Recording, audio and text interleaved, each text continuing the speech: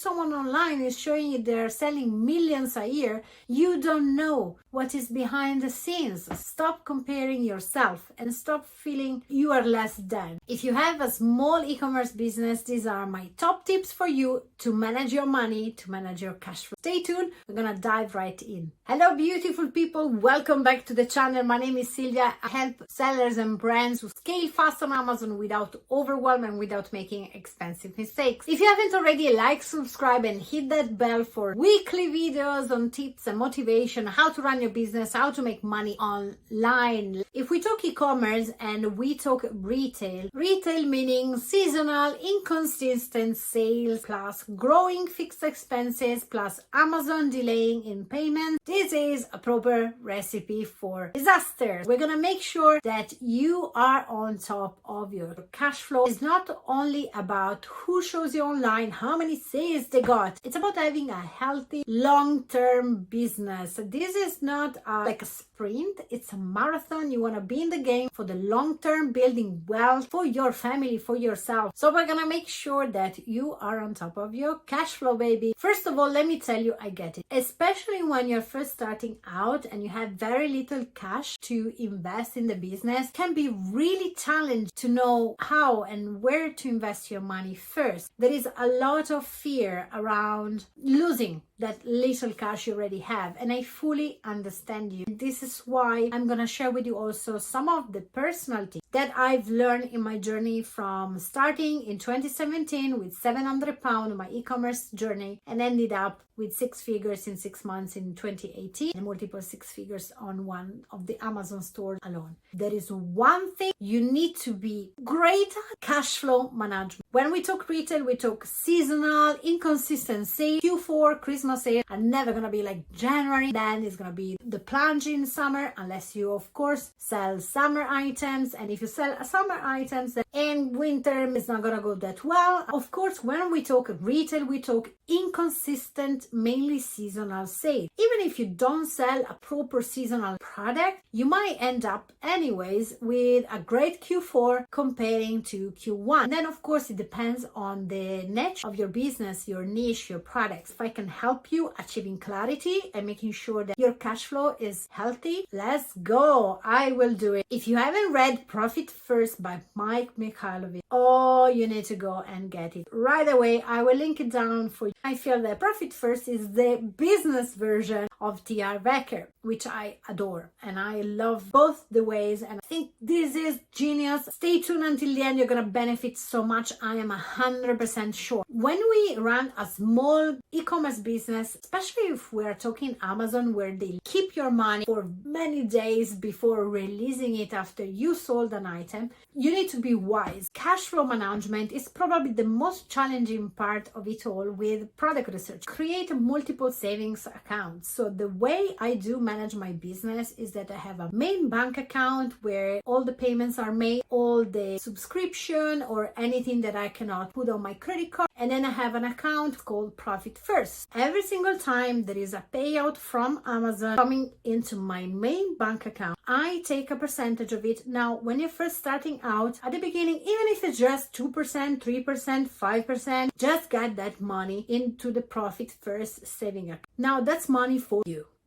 That's it. I know, right? As small business owners, we tend to never pay ourselves and just use the money coming in and just take our hand, dig in the bank account and take whatever we need when we need it. And it's not the best way for you to run the business. So keep your business bank account, credit card separated from where you pay for your grocery. This is going to make your life so much easier in the long run, even when you need to do the self-assessment. If you're still a sole trader, keep the things separate. Number one, you create this different saving account. Profit First, when sales go well, when we receive the payout, we need to have a fund for the opportunity. Big opportunity comes in, we're going to be able to invest and maybe invest faster than our competitors and be the only one selling, make a bunch of money while everyone else is struggling with cash flow or asleep. Number two is an emergency fund. Anything happen, you need to have some money aside, so then your storage unit is paid, assistant salary is paid, or anything that comes out of your bank, you should have at least 3 months set aside, cover your business expenses. Now, I know this is not going to happen overnight. You need to start today. It's going to compound massively. And then I have another saving account, which is my tax account. If there is one thing you really don't want to risk to have to deal with, is having a VAT return, having no money whatsoever. Even if you had a lot of sales and you have a big bill to pay, you didn't imagine, you made other choices, you use your cash flow, hiring someone, buy that extra softwares, and you end up with no money to pay for your tax. So we take 10 to 15%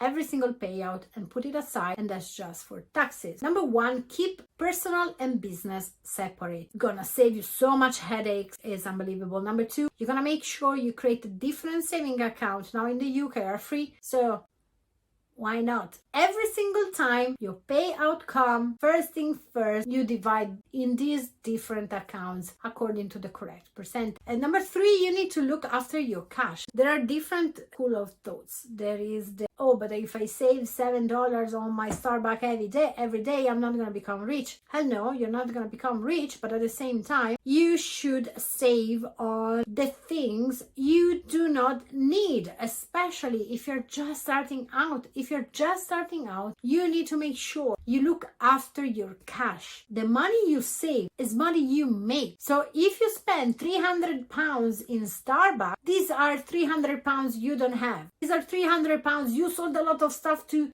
make, and then you don't have. You save money, you make money.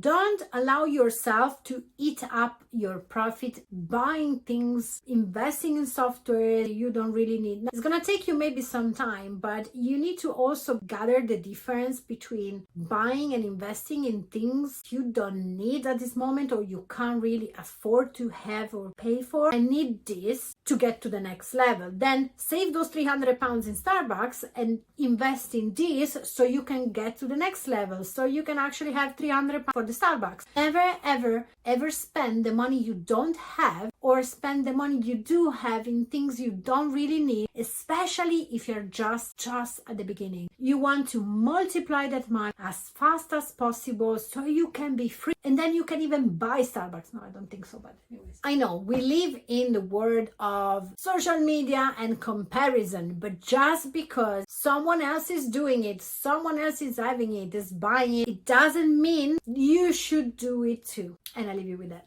And then I want you to stop the comparison mode, which I know from personal experience is so challenging. The truth is, you need to stop comparing yourself, because just because someone online is showing you they're selling millions a year, it doesn't mean this is a healthy business. You don't know what is behind the scenes. So please stop comparing yourself and stop feeling that you are less than, because that won't allow you to actually feel free to start. Give it a go with courage and being fearless. We have already done the breakdown of the saving accounts. I do have, and I really recommend you to opening and running for your business. I want to talk for a second about the profit first account. Profit first is to pay yourself first, but it's also before hiring someone, at least you know how much money you can pay if we can afford to invest in this person in the first place. The other point is learn how credit cards work. Credit cards can be a big problem, especially if you are, again, an Amazon seller, because Amazon doesn't pay you right away when you sell something. Now, when you go and buy a pizza, you pay for the pizza and they give you the cut your hair, they take the money, you pay and they give you the flowers. So either you pay before or immediately after, but still the cash is there, unless it's credit cards, etc. But with Amazon, when you buy, they don't pay you right away. So you need to be very considerate of the Amazon timings for you to receive the money. So then you can actually administer wisely. Keep reinvest. If you do this part-time, you have full-time income. Keep that going as long as possible, because you want to keep reinvesting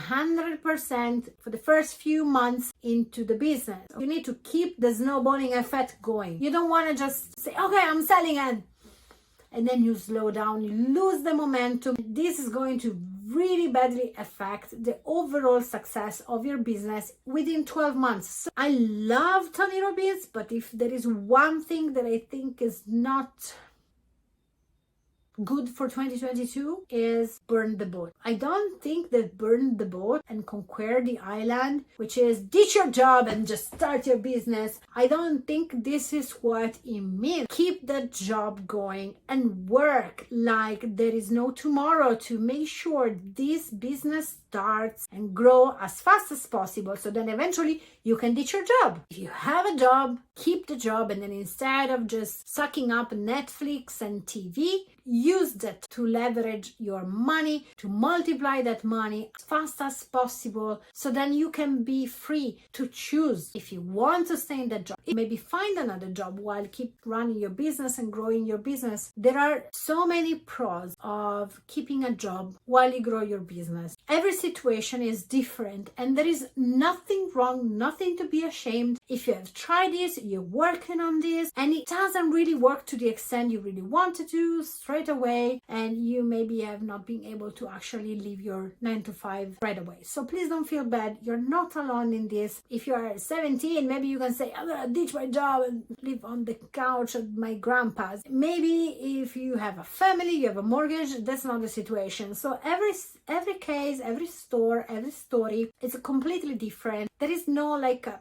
universal truth about burn the boat, conquer the island. Make sure you book your call. The strategic calls for Amazon are still available. 30 free minutes of consultation with me for free, guys. It's an offer for the launch of eCommerce Hero 3.0. This is not pushy sales call. There is nothing to buy just yet. It's a high level one-to-one where I make sure I help you achieve clarity so you can move forward and as fast as possible in your Amazon journey. Make sure you book your call, link in bio. I hope you found this video helpful. Make sure you like, subscribe, and hit that bell, and I see you at the next one.